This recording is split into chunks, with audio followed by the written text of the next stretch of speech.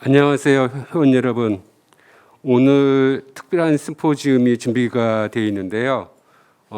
올해가 인슐린을 발견한 지가 딱 100년 되는 해입니다. 그래서 여러 세계 IDF도 그렇고 여러 나라에서도 특히 당뇨병 강조할 때 인슐린 100주년 기념 심포지움을 많이 진행하는 걸 봤습니다. 오늘 대한당뇨병학회에서도 인슐린 100주년을 발견 100주년을 기념해서 특별한 그 심포지움을 준비를 했습니다.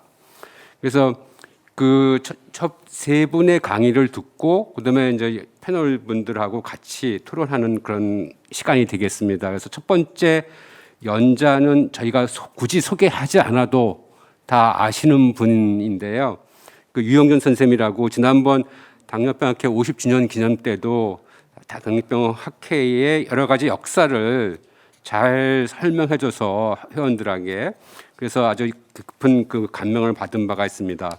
오늘 저희한테 해주실 말씀은 유영준 선생께서 The Beginning of Diabetes Treatment Insulin Development Story라는 한 제목으로 오늘 첫 심포지움의 그 포문을 열겠습니다.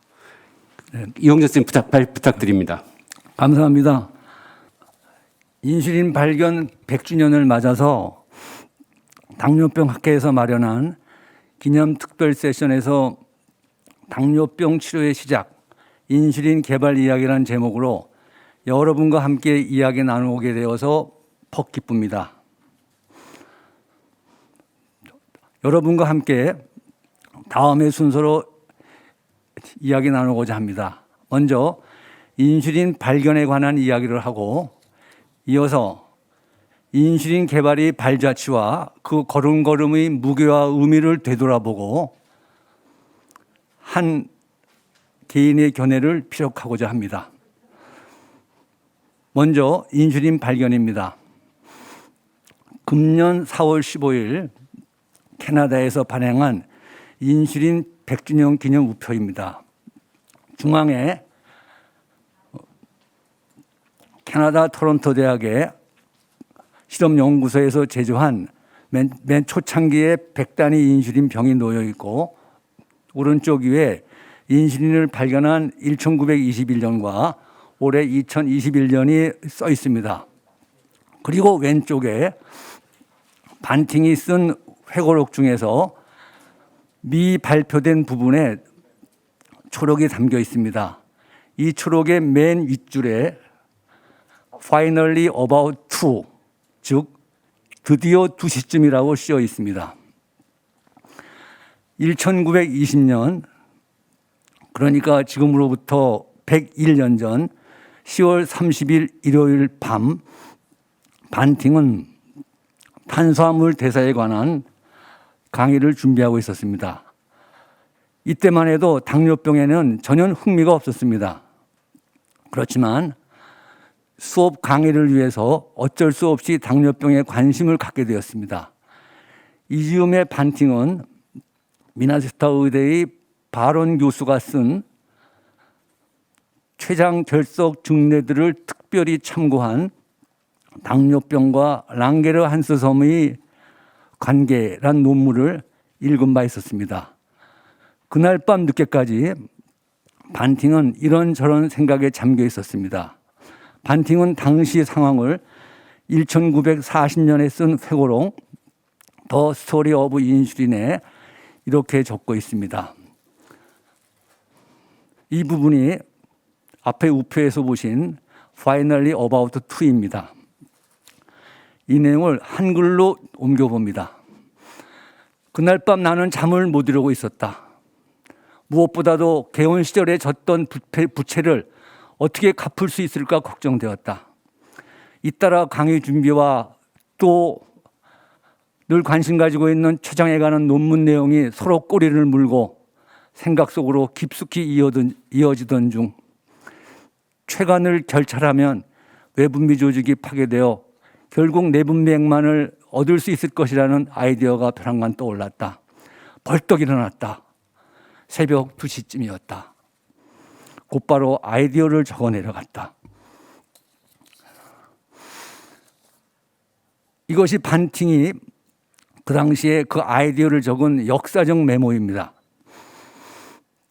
캐나다에서 발행한 우표에 이 메모를 담으면서 왼쪽 상단에 한 단어를 환하게 밝게 하고 있습니다.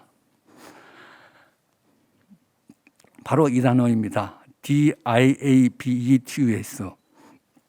다이아베티스의 철자 중에서 이를 TUS, 유로 잘못 쓴 것입니다. 이 메모에는 한 군데 더 오자가 있습니다. 글라이코슈리아를 글라이코슈리아로 쓰고 있습니다. 이 두 군데 오자를 살려서 개인적으로 그 의미를 살려 한글로 옮겨봅니다. 당노병, 개체관을 결찰, 랑게르 한 썸이 남고 쥐 조직이 다 퇴화될 때까지 개를 살려둔다. 섬의 분비물을 분리하여 요량 검사를 시도한다. 1921년 10월 31일 월요일 새벽 2시경.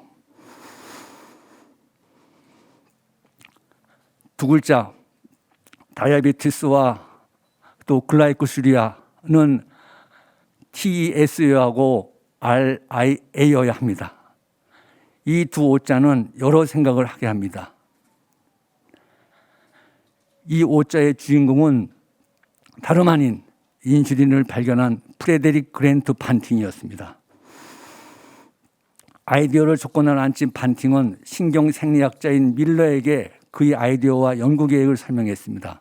그러자 밀러는 토론토 대학의 맥클레오드 교수에게 반팅을 소개해 주었습니다. 탄수화물 대사 분야의 저명한 생리학자인 맥클레오드는 반팅의 연구 계획을 별로 탐탁치 않게 여겼습니다. 반팅은 거듭해서 자신의 아이디어를 맥클레오드에게 설명했습니다. 맥클레오드는 마지못해 반팅에게 시도해보라고 하면서 이 연구에는 생화학 분야의 연구 조력자가 있어야 한다고 생각하며 당시 의과대학 4학년 학생이었던 베스를 소개해 줍니다. 1921년 여름 반팅은 베스트와 함께 91마리 개를 실험 대상으로 하여서 혈당을 내리는 매우 중요한 추장 물질을 추출하였습니다. 이 추출물의 이름을 아일레틴이라고 처음에 명명했습니다.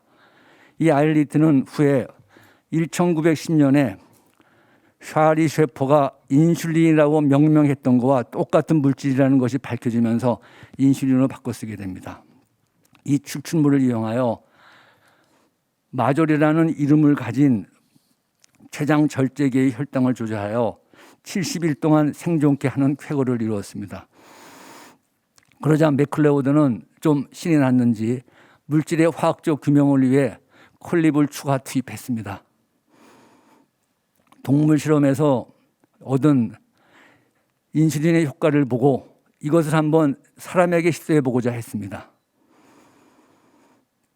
반팅의 오랜 친구이자 의과대학 구부였던 당뇨병을 앓고 있던 질 크리스트에게 이야기하자 크리스트는 흔쾌히 응했습니다. 최초의 인슐린 사람 임상 실험이었습니다. 1921년 12월 20일 질 크리스트에게 추출물을 공복에 경구로 복용케 했습니다. 그 다음 날 12월 21일 효과가 없음을 알았습니다. 그러나 토론토 스트리트 육군병원의 의사였던 질 크리스트는 나중에 인슐린 주사를 맞게 되고 올해까지 해서 58세까지 수명을 누리게 됩니다. 이 무렵 1921년 12월 2일 캐나다 토론토 종합병원 응급실에 14살의 레오나르도 톰슨이 실려왔습니다. 이태 전에 당뇨병을 진단받았으나 의학이 해줄 수 있는 당뇨병 치료는 하루에 450칼로리를 먹이는 기하 식사요법뿐이었습니다. 입원 당시 29.4kg이 바짝 여이고 창백한 소녀는 당뇨병 혼수에 빠졌다 깼다를 반복했습니다. 아들을 구하기 위해 필사적인 부모는 여태껏 한 번도 인체에 시도해 본 적이 없던 당뇨병 주사 치료에 동의하였습니다. 7.5cc씩 양쪽 엉덩이에 주사하였습니다.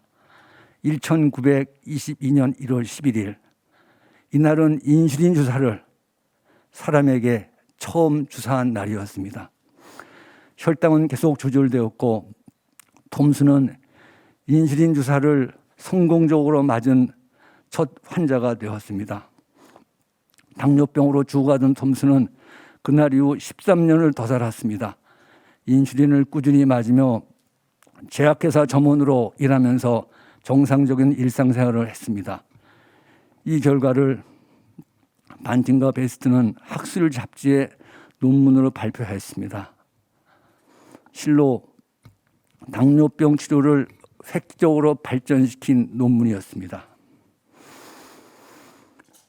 1923년 반팅과 맥클레오드는 이 공로로 노벨상을 수상합니다. 그리고 그 해부터 에라이 릴리와 팩스 등이 여러 제약회사에서 인슐린을 대량 생산하여 판매하기 시작했습니다. 인슐린의 발견은 이렇게 사람의 모습을 바꾸어 놓았습니다. 또한 한 병원이 임상 결과를 바꾸어 놓았습니다.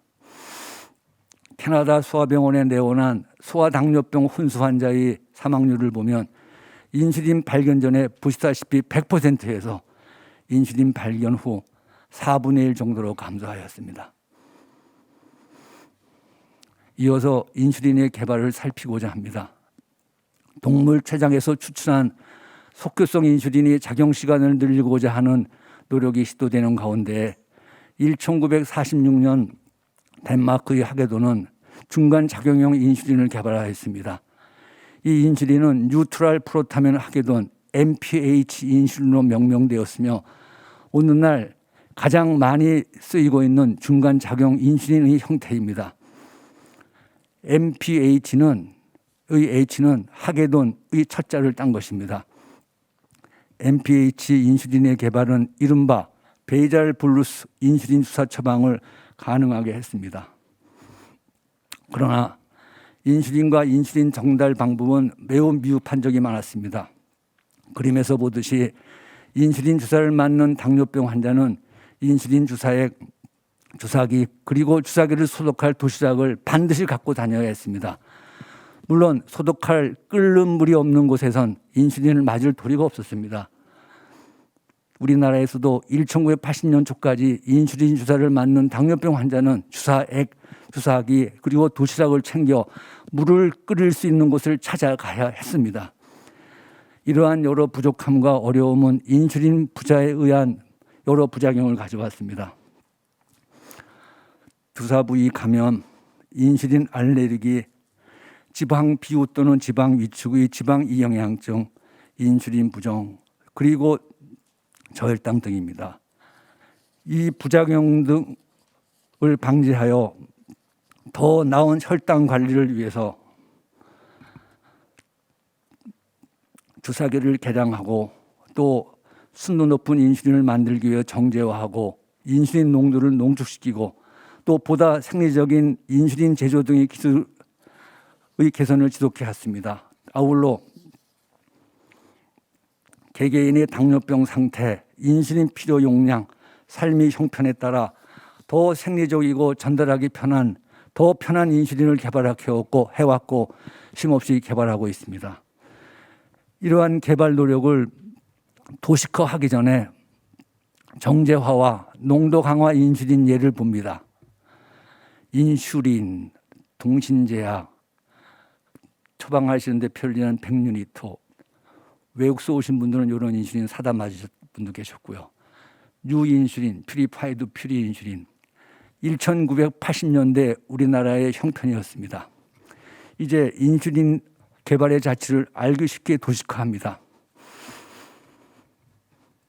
RIMPH로 대표되는 소돼지 췌장에서 얻은 인슐린은 정제와 공정을 거쳐 Highly Purified HP, 즉 고순도 인슐린과 모노컴포넌트 MC, 즉 단일 성분 인슐린으로 계속되었고 이어서 소돼지 인슐린이 아미노산 체인을 사람 인슐린 아미노산 구조와 동일하게 만든 반합성 휴먼 인슐린을 만들었으며 그 후 사람 인슐린 유전자 연구를 비롯한 분자 생물학의 놀라운 발전으로 리콤비넌트 DNA 테크놀로지를 활용한 합성 사람 인슐린이 드디어 생산되었습니다. 뒤이어 각양각색의 인슐린 아날로그들, 인슐린 300단위까지 농축시킨 U300 투제오 인슐린, 휴말로그 믹스, 노볼로그 믹스, 리조덱 등의 혼합 인슐린, 베자글라, 아멜록 등의 바이로시밀라 인슐린 등이 속속 등장하여 이용되고 있습니다. 이러한 발전과 함께 인슐린 분비에 생리학적으로 더 가까운 인슐린 주사를 구하기 위해 식사와 인슐린 분비와의 조화를 감안한 인슐린 타임 액션을 조절하고 인슐린 전달 기기를 고안해오고 있습니다. 이렇게 지금까지 개발 이용하고 있는 인슐린들을 동물, 사람, 아날로그 그리고 작용 시간에 따라 정리하면 다음과 같습니다. 소 내지에서 추출한 속효성 RI 중간 작용형 MPH, 그리고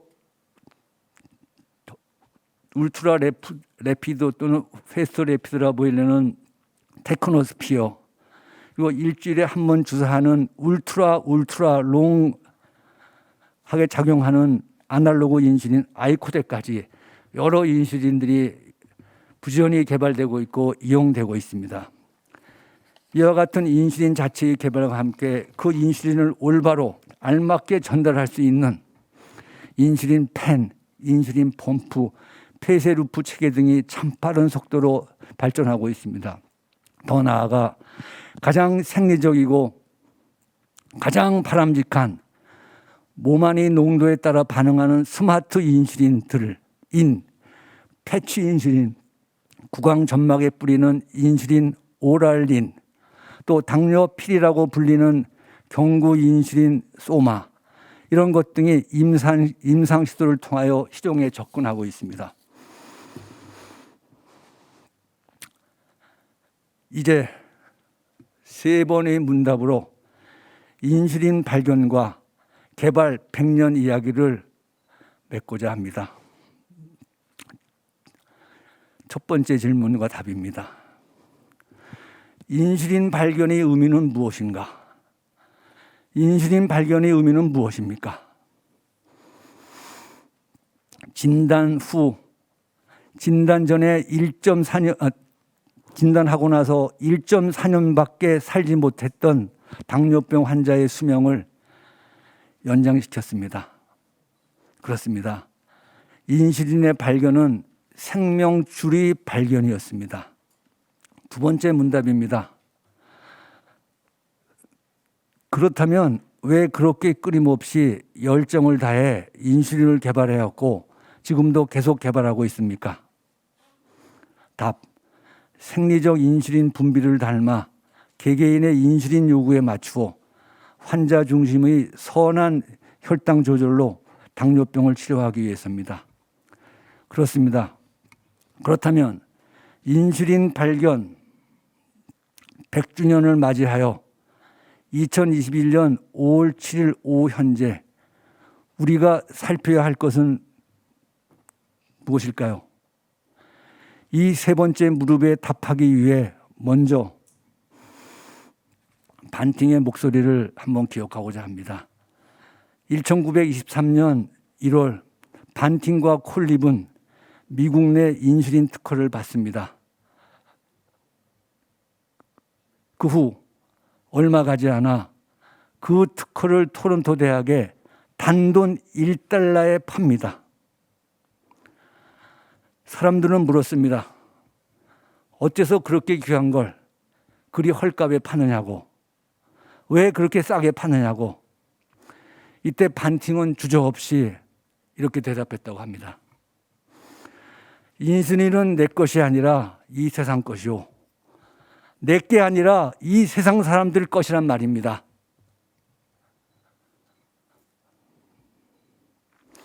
이제 인슐린 발견 100주년을 맞는 지금 우리가 무엇을 더 살펴야 하는가라고 하는 데에 대해서 간단히 답하고자 합니다.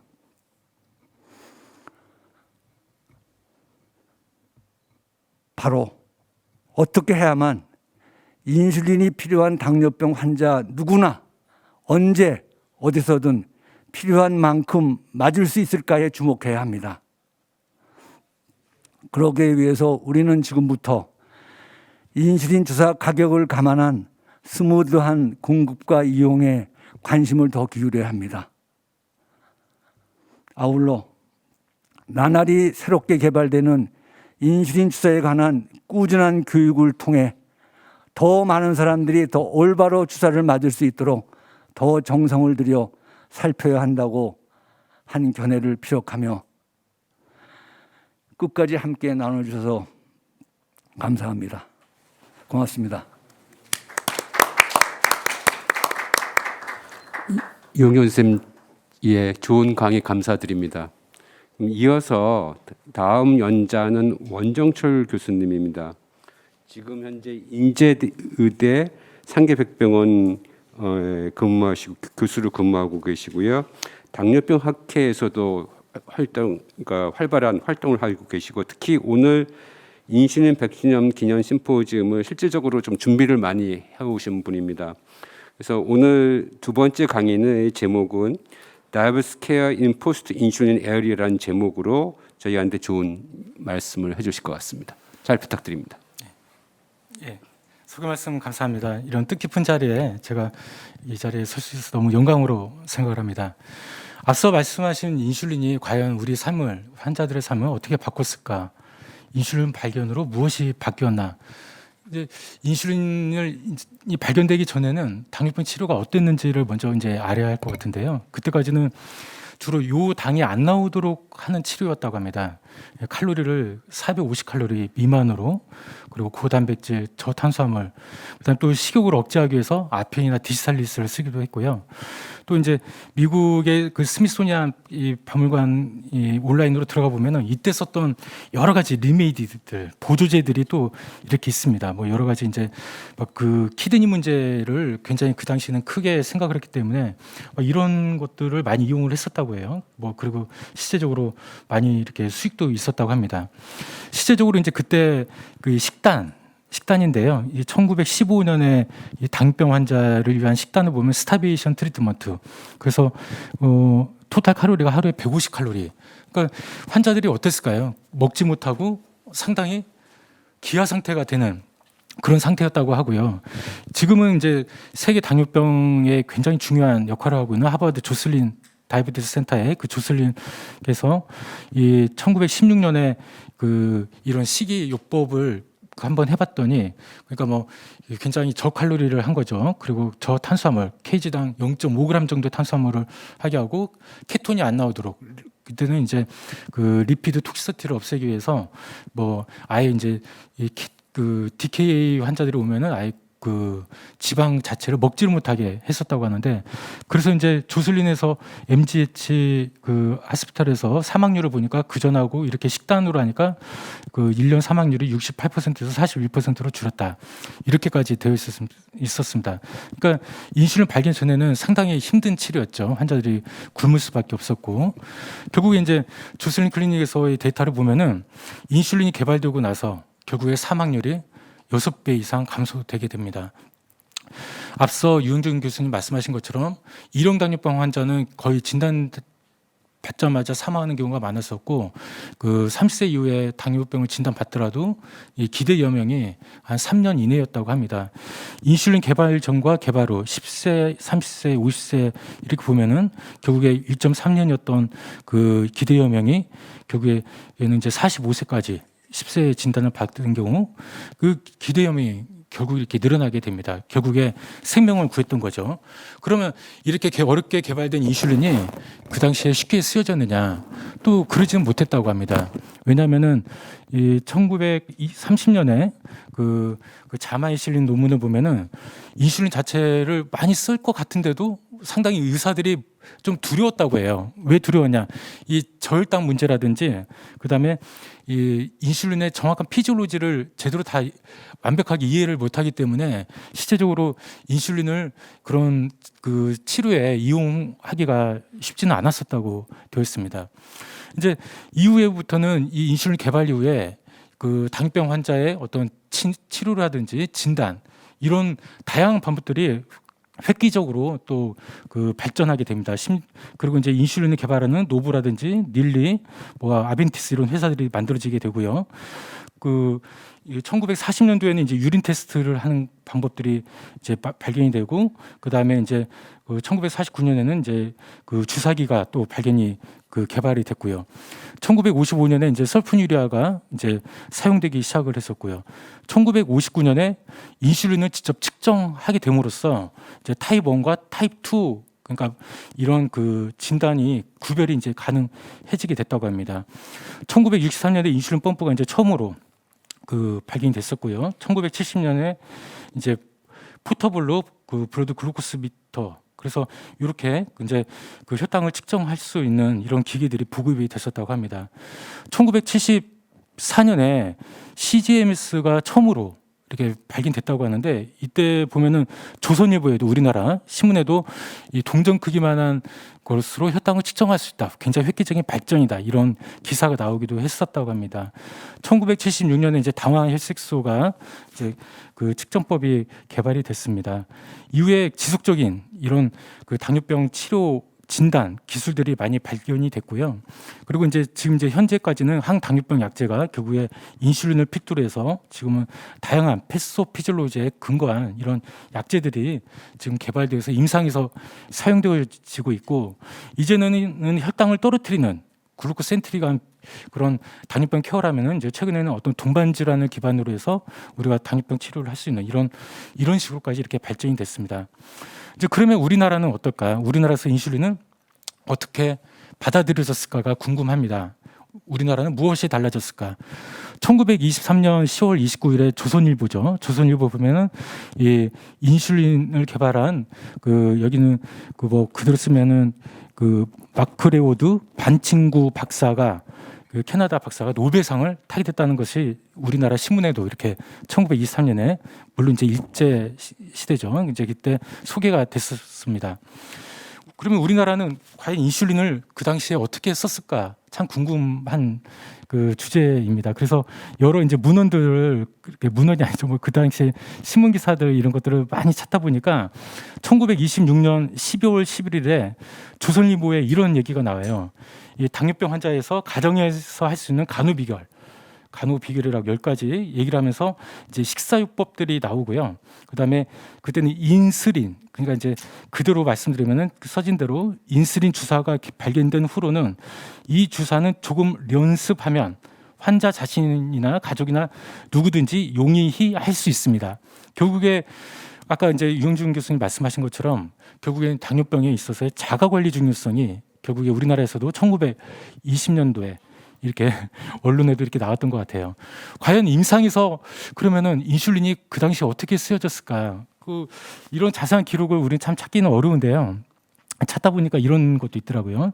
조선 약학계 잡지에 인슐린의 개념에 대해서 유구지 가스카라는 분이 이렇게 리뷰를 썼고 아마 집담회를 한 것 같아요. 그래서 아마 이 정도가 됐으면은 임상에서 어느 정도 인슐린을 쓰지 않았을까.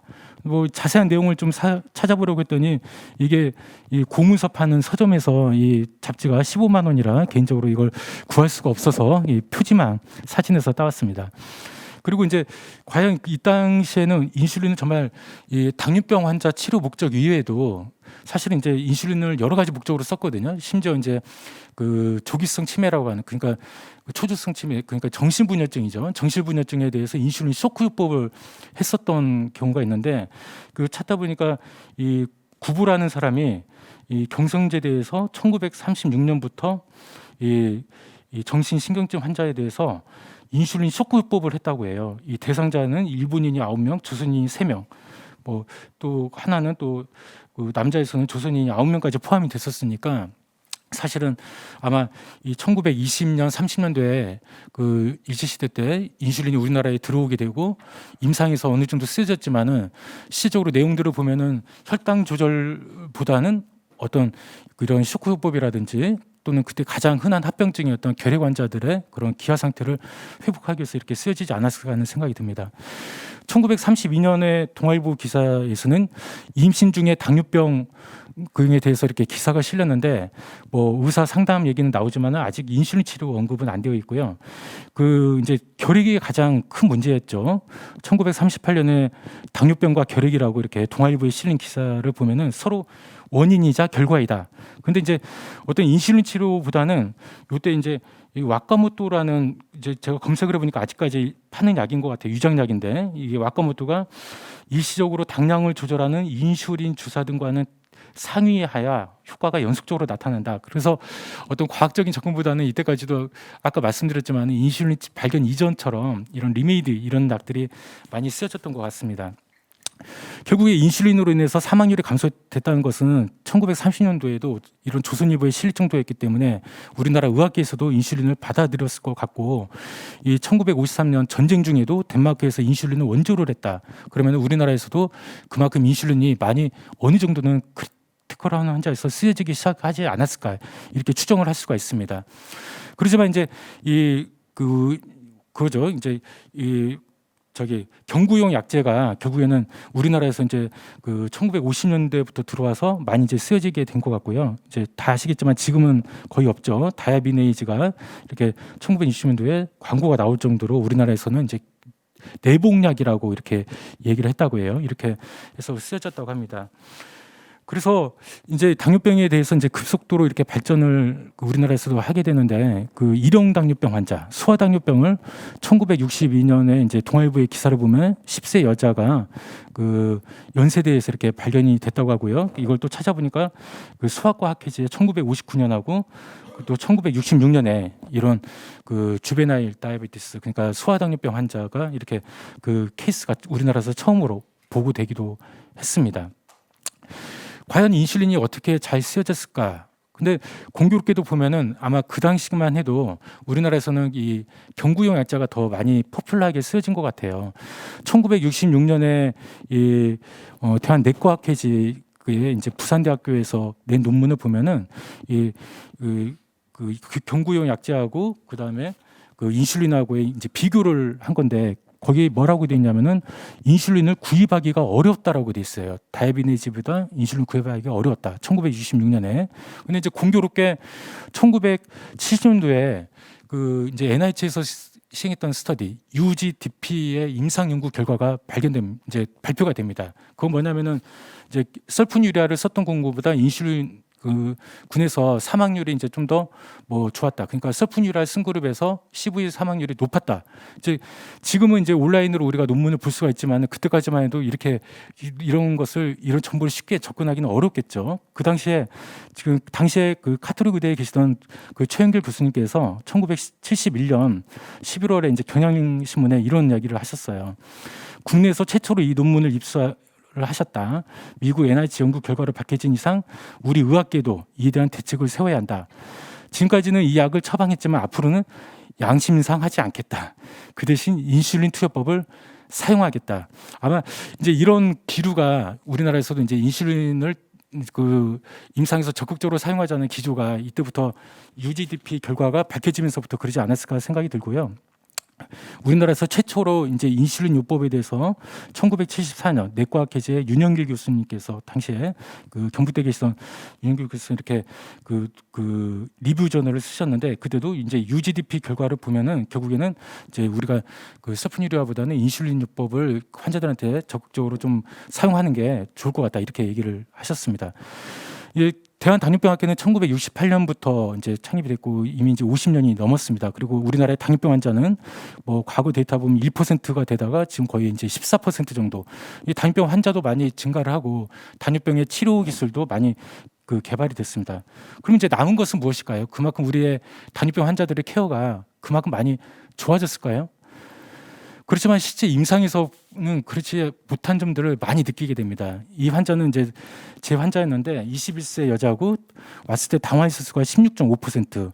이 진료실에서 너무 기죽어 있는 모습이 너무 이제 마음이 안쓰러웠는지 제가 밤에 자다가 일어나서 이렇게 그림까지 그렸는데, 왜 이렇게 조절을 안 했니? 왜 병원 안 갔니? 그러니까 떡볶이집에서 알바하느라고 병원 갈 시간도 없었다. 너무 이런 현실들이 안타깝습니다. 인슐린이 개발돼서 우리는 분명한 치료 할 그런 무기가 있음에도 불구하고 많은 환자들이 아직까지도 로스되고 있다. 그리고 제대로 치료를 못 받고 있다. 이런 점들이 참 아까운데요. 최근에는 이제 패러다임 자체가 많이 바뀌고 있는 것 같습니다.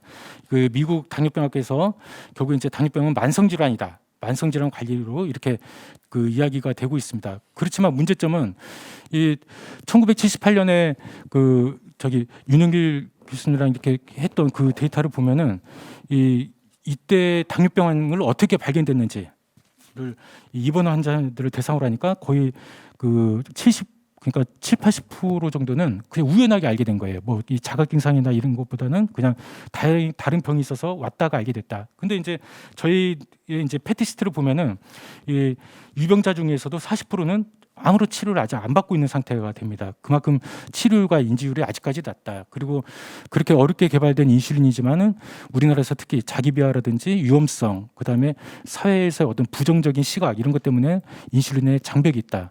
결국에 이 치료법의 발전이 치료의 발전으로 이어졌느냐?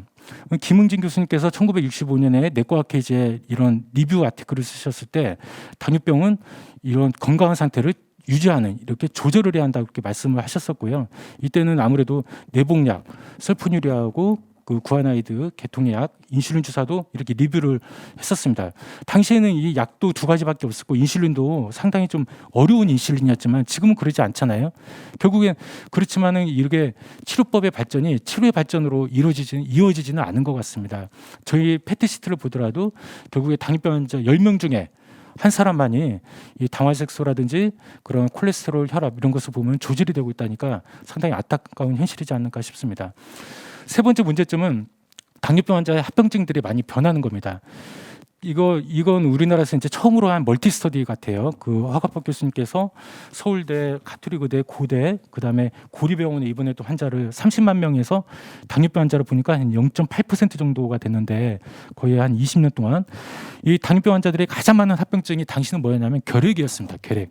당뇨병 환자가 결핵이 거의 30% 이상으로 많았었고 그 다음으로 많았던 게 이제 신경병증이었죠. 그렇지만 지금은 안 그렇죠. 지금은 합병증이 가장 많은 게 아시겠지만 심혈관 질환의 합병증이고 당뇨병 환자의 많은 사인에서도 캔서라든지 이런 심혈관 질환의 이런 문제들이 생기고 있습니다.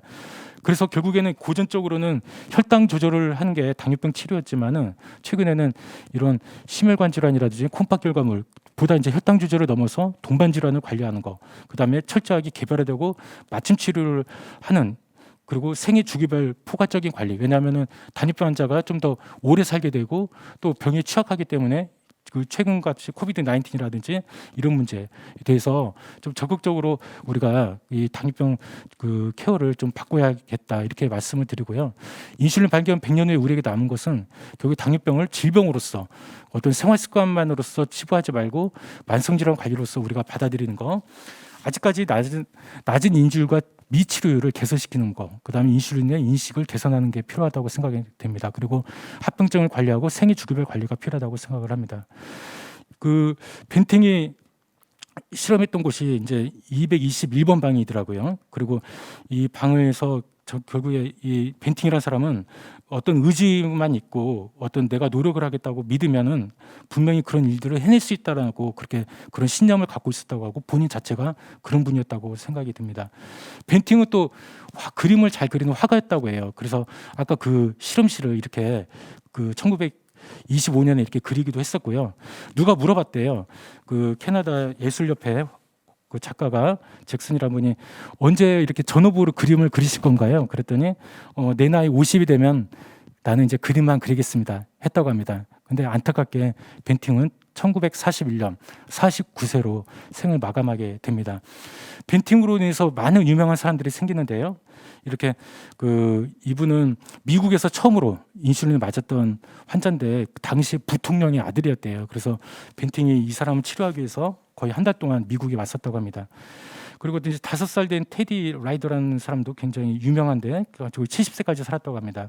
당시에 삐쩍 말랐었죠. 근데 이렇게 통통한 이렇게 소년이 됐었고요. 벤팅한테 편지를 보냈다고 합니다. 당신이 와서 나를 봤으면 좋겠다. 나 많이 살도 쪘다. 그리고 산도 올라간다. 너무 고맙다. 이렇게 얘기를 했다고 합니다. 그 벤팅이 이제 말씀하시기를 인슐린은 그 당뇨병을 완치하지는 않지만 치료를 할 수가 있다. 그리고 이 100년이 지났지만 아직까지 저희한테는 많은 과제가 남아 있는 것 같습니다. 이상입니다. 예, 원영철 교수님 좋은 강의 아주 인상 깊었습니다. 다음에 진행은 목조 선생님이 해주시겠습니다. 안녕하세요. 대한당뇨병학회 언론홍보이사를 맡고 있는 목주현입니다. 세 번째 강사를 소개시켜 드리겠습니다. 너무나 잘 아시는 분이십니다. 아주대학교 내분비내과 교수로 재직 중이신 김대중 교수님께서 한국에서의 당뇨병 관리의 현재 사항에 대해서 말씀해 주시겠습니다. 부탁드리겠습니다. 예, 소개 말씀 감사드립니다. 우리 원종철 교수가 굉장히 많은 걸 조사해서 내용을 보여주셨는데 저는 데이터를 좀 소개해 드리려고 합니다. 당뇨병 인구는 한 500만 명이 채 안 되는 정도라고 보여지고 있습니다. 65세 이상인 경우는 한 200만 명 되고요. 연령대에 따라서 남녀 비율은 조금씩 다른데 앞서도 잠깐 언급되었지만 인지율, 소위 자기가 당뇨가 있는지를 아느냐 하는 거죠. 그게 지금 65% 또는 70% 뭐 이런 정도라고 얘기를 하고 있어요. 왜 그러냐면 당뇨라는 게 소위 혈당이 올라가도 특별한 증상이 없기 때문에 검사를 해보기 전에는 발견하지 못하는 문제가 있습니다. 자, 그래서 이제 우리나라는 다른 나라와 달리 전국민 의료보험이 있고 전국민 건강검진을 제공하는 굉장히 독특한 나라인데 제가 오른쪽 위에다가 조금 핵심 체크를 좀 사실 해봤는데 당화혈색소를 국가검진에 좀 포함해주면 정말 좋겠다 하는 생각을 갖고 있습니다. 그러면 혈당이라는 거는 조금씩 변동이 있기 때문에 그거보다는 당화혈색소를 보완적인 진단으로 사용해보면 더 많은 사람들을 발견해낼 수 있습니다. 아주 다행스러운 거는 발생률은 약간 감소하고 있다고 보여집니다. 그건 천만다행인데 반면에 유병률은 계속 늘어나죠. 왜 그러느냐? 오래 살기 때문입니다. 여러 가지 사회가 발전하면서 오래 살고 있기 때문에 당뇨병 환자의 규모는 점점점 아직까지는 늘어나고 있으나 발생률 면에서는 이렇게 연령이 높은 연령에서는 눈에 띄게 좀 감소한 측면이 있고 다만 요 밑에 붉은색 계통은 젊은 사람들입니다. 20대, 30대 같은 경우는 아주 미세하지만 좀 늘어나고 있는 측면이 문제다 그렇게 보여집니다. 자, 그러다 보니까 20대나 30대는 당뇨가 없을 걸로 다들 생각하죠. 그런데 실제는 남자는 한 10%, 여자는 8% 정도 당뇨가 있는 거예요. 그러니까 어떻게 보면 이 연령대에서 발견이 안 되고 숨어 있는 환자가 사실은 더 많을 수 있습니다. 이때의 인지율은 50%가 채 안 된다는 통계를 가지고 있습니다. 그래서 20대, 30대에 대해서 관심을 좀 가질 필요가 있겠다. 우리나라가 당뇨병 관리에 대해서 적정성 평가를 하면서 여러 가지 지표가 많이 좋아지고 있는데 안타깝게도 합병증과 관련된 부분은 검사 시행률이 굉장히 떨어집니다. 이런 부분들이 우리가 이제 당뇨 환자 당연히 합병증이 생기지 않게 하는 게 목표지만 조기에 당뇨 합병증이 생기는 거를 잘 찾아내는 것도 매우 중요한데 그 부분에 조금 노력이 필요합니다.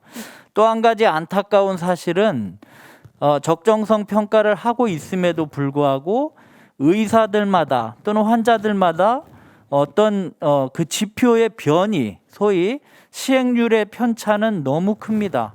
예를 들면 의원을 다니고 있는 환자들의 평균적인 당화혈색소 시행률이 87%다 그러면 굉장히 좋네요 이렇게 할 수 있지만 높게는 100%부터 심지어 전혀 측정하지 않는 사람도 있는 이런 굉장히 변이를 어떻게 우리가 해결하고 환자 관리의 질적 수준을 상향 조정할 거냐 높여줄 거냐 하는 것들이 고민해 봐야 할 문제입니다. 아까 진단되지 않고 있는 사람이 굉장히 많다고 말씀드렸는데 그러다 보니까 전체적으로는 이렇게 되지만 실제 치료하는 사람 이미 알고 있는 사람이 치료를 잘 받고 있느냐라고 보면 다행스럽게 이 6% 정도로 굉장히 작은 숫자로 줄어들고 있어서 다행인데 또 안타까운 현실은 제일 밑에 있는 인슐린을 사용하는 사람의 비율은 과거에 한 12%, 11%까지 올라간 적도 있는데 지금 한 8%. 사실 인슐린에 대해서 여러 가지 이제 거부감이나 이런 것들 때문에 많이 사용하지 않는 측면이 있습니다.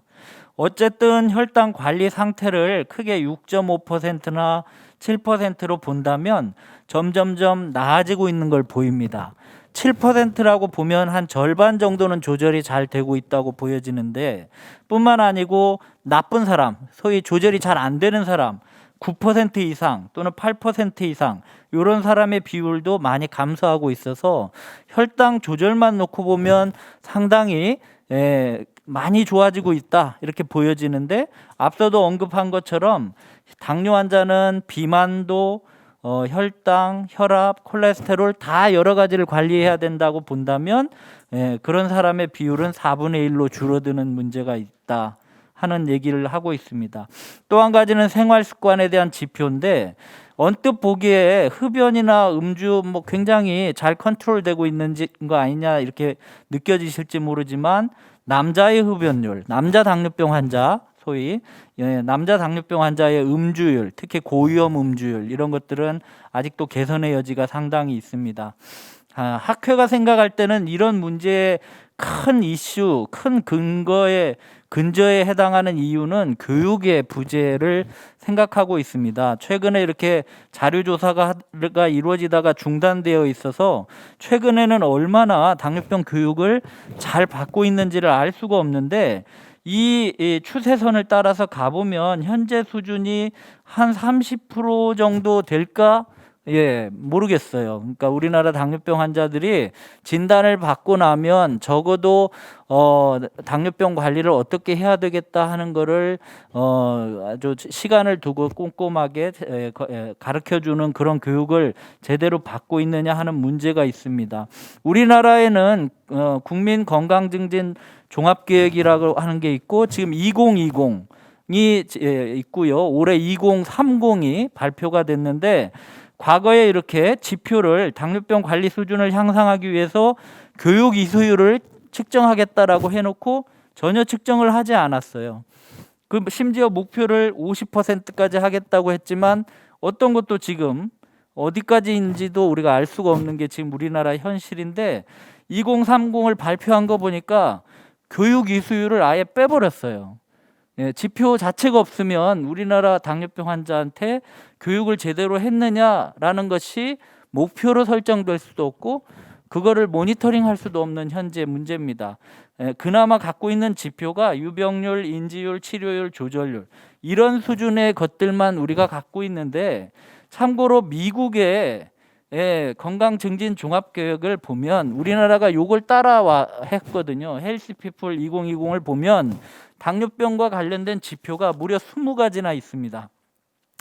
예를 들면 뭐 그냥 이 빨간색 표시한 게 이제 우리나라가 갖고 있는 정도의 내용인데, 그거 말고도 굉장히 여러 가지 당뇨병 환자를 체계적으로 관리하고 해야 한다라고 할 때 우리가 갖게 되는 어떤 툴을, 키 인디케이터를 삼아서 이것들이 잘 개선되는지를 모니터링하고 있는데, 우리나라는 그런 게 전혀 없다는 것이죠. 뭐 그렇든 저렇든 합병증 면에서 뭐 굉장히 잘 관리가 되고 있고요. 예를 들면 증식성 망막증이나 말기 신부전 같은 경우가 이게 10,000명의 당뇨병 환자당 110명, 109명이니까 1% 정도 있는 겁니다. 1%면 뭐 굉장히 잘하고 있는 거 아니야? 이렇게 얘기할지 몰라도 숫자로 얘기하면 3만 명, 4만 명이 눈이 나빠져서 실명 상태에 있는 거고요. 3만 명, 4만 명이 말기 신부전으로 투석 치료를 지금 받고 있는 겁니다. 그런 것들을 생각을 해야 되고, 여러 가지 동반해서 심혈관 질환, 최근에는 그런 것들이 많이 부각이 되고 있다 하는 것인데요.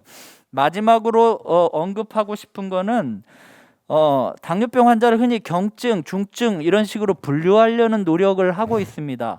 정부가 이제 편의상 이런 방법들을 쓰고, 가능하면 당뇨병 환자는 동네 의원에서 봐야 하는 질환으로 얘기를 하고 있는데, 적어도 1형 당뇨, 2형 당뇨 중에 인슐린을 쓴다든지 케톤산증이라든지 고혈당 혼수, 저혈당이 자꾸 반복되는 사람, 여러 가지 합병증을 갖고 있는 사람, 예를 들면 이런 식을 중증 당뇨라고 정의를 한다고 보면 대략 한 40%의 환자는 그 부분에 해당할 텐데, 경증 환자가 상급이나 종합병원에서 진료를 받고 있는 것도 문제가 되겠지만 반대로 중증 환자가 의원급에서 잘 관리가 되고 있겠느냐.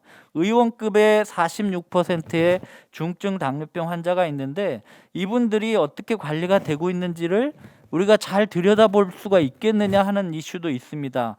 왜냐하면 당연히 중증도가 높아지면 합병증뿐만 아니고 사망의 위험이 당연히 올라가니까요.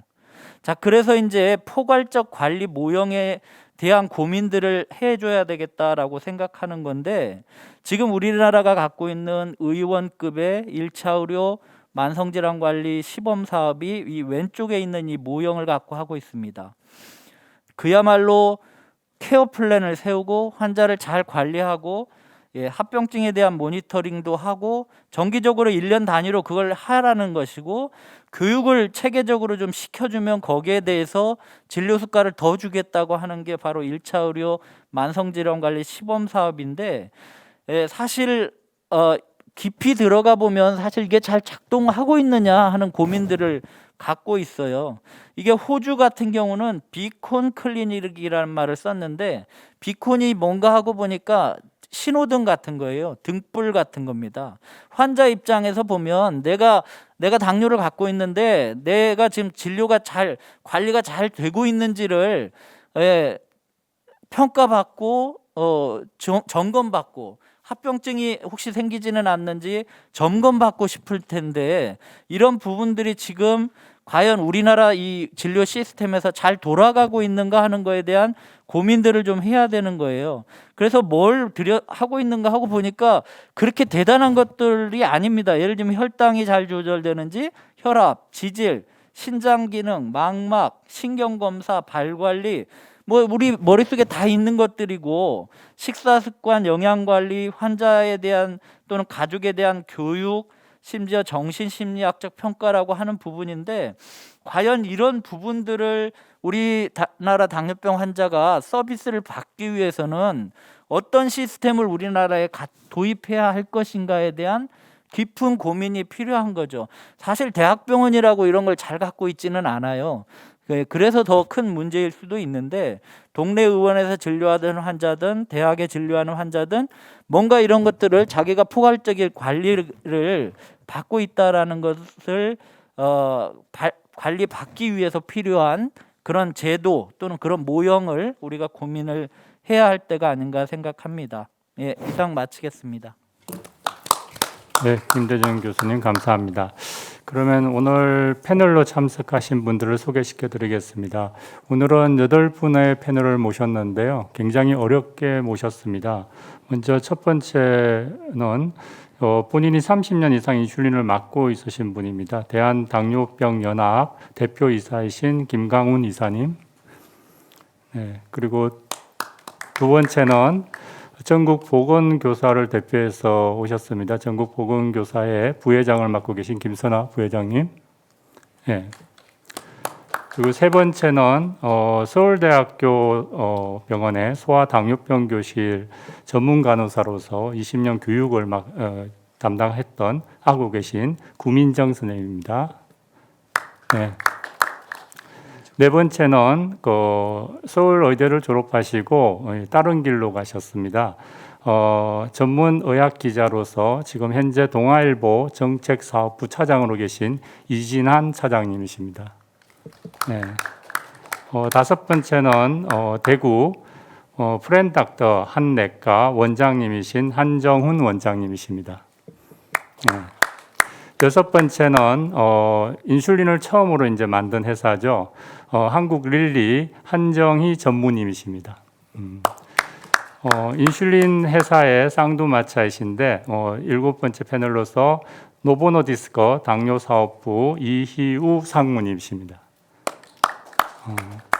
마지막으로 여덟 번째는 채널A 나는 몸신이다로 유명하신데 한국방송작가협회 노민옥 작가님이십니다.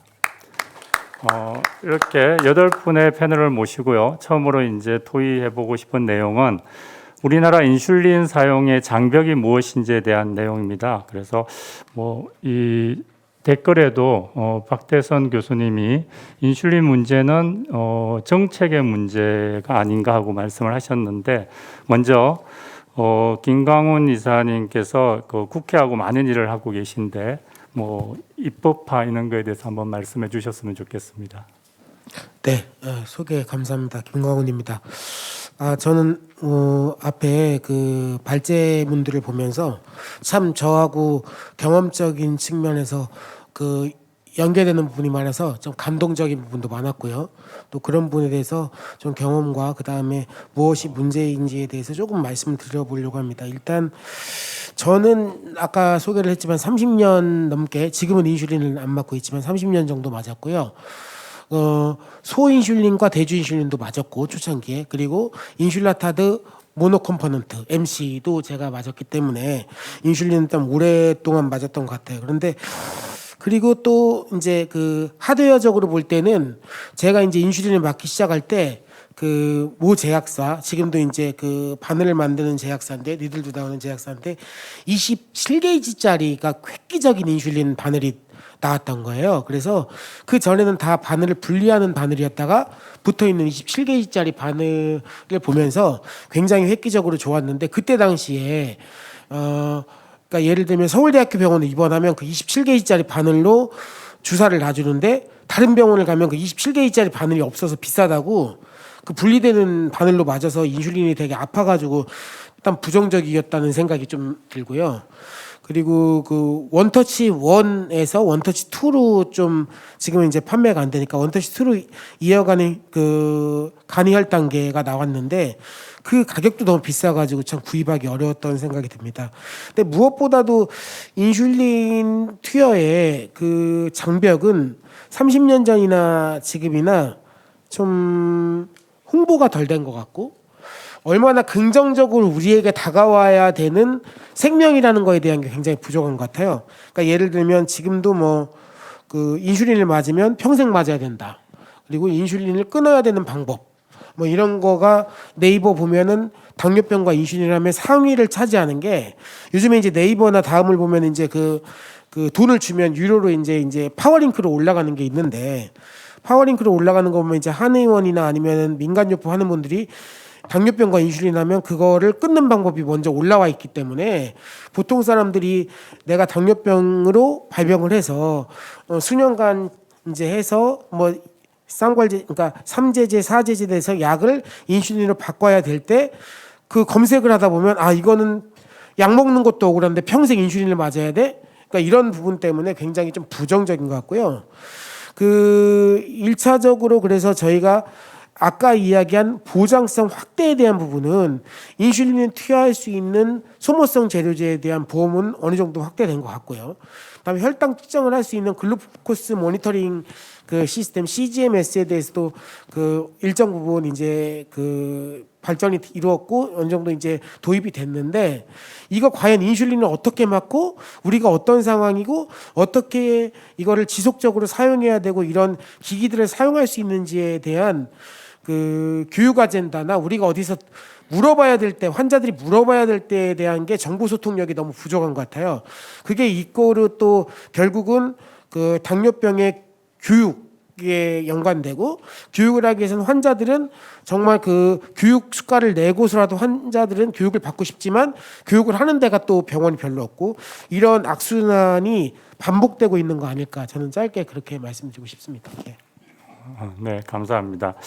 혹시 보건교사로서 그 보면은 지금 우리나라 보건교사가 굉장히 많은 학생을 담당한다고 제가 알고 있는데, 혹시 이런 인슐린과 관련된 경험이 있으면은 한번 김선아 선생님께서 말씀해 주세요. 네. 일단 그 저희 학령기 당뇨병 학생들은 이제 거의 인슐린 의존성인 1형 당뇨병 환자잖아요. 요즘은 2형 당뇨병도 가끔 발견되긴 합니다만, 근데 저희가 이제 이 아이들은 인슐린 투약을 하지 않으면 바로 고혈당이 와서 응급 상황이 오거나 또 장기적으로는 합병증이 오기 때문에 인슐린 투약을 하지 않는 경우는 없습니다. 그런데 다만 이제 우리 교직원이나 학생들에게 이 1형 당뇨병에 대한 인식 개선, 홍보가 잘 되지 않아서 아이들이 이제 뭐 뚱뚱해서 생기는 병 또는 단 것을 많이 먹어서 생기는 병이다 이런 그 오해가 있어서 아이가 자기 질병을 숨기고 몰래 숨어서 투약을 하는 경우가 있습니다. 그래서 화장실에서 투약을 한다 뭐 이런 기사가 가끔 이제 신문 기사에 나고 해서 사실 이런 기사를 보면 댓글에 마치 보건교사가 아이를 잘 관리해주지 않아서 관심이 없어서 아이가 몰래 숨어서 투약을 하지 않느냐라는 그런 악성 댓글이 많이 달려서 상처를 많이 받거든요. 사실은 이제 그런 홍보 인식 개선이 안 돼서 아이가 자기 이제 질병을 숨기는 건데, 그래서 이제 결국 이제 학생이 자기 질병을 드러내고 스스로 혈당 관리를 잘 하기 위해서는 이 일형 당뇨병에 대한 인식 개선, 교육, 홍보 이런 것들이 잘 돼야지 주변에 선생님이나 또는 학생 다른 친구들에게 어떤 도움을 받으면서 스스로 그 자기 혈당 관리를 잘 할 수 있다고 생각합니다.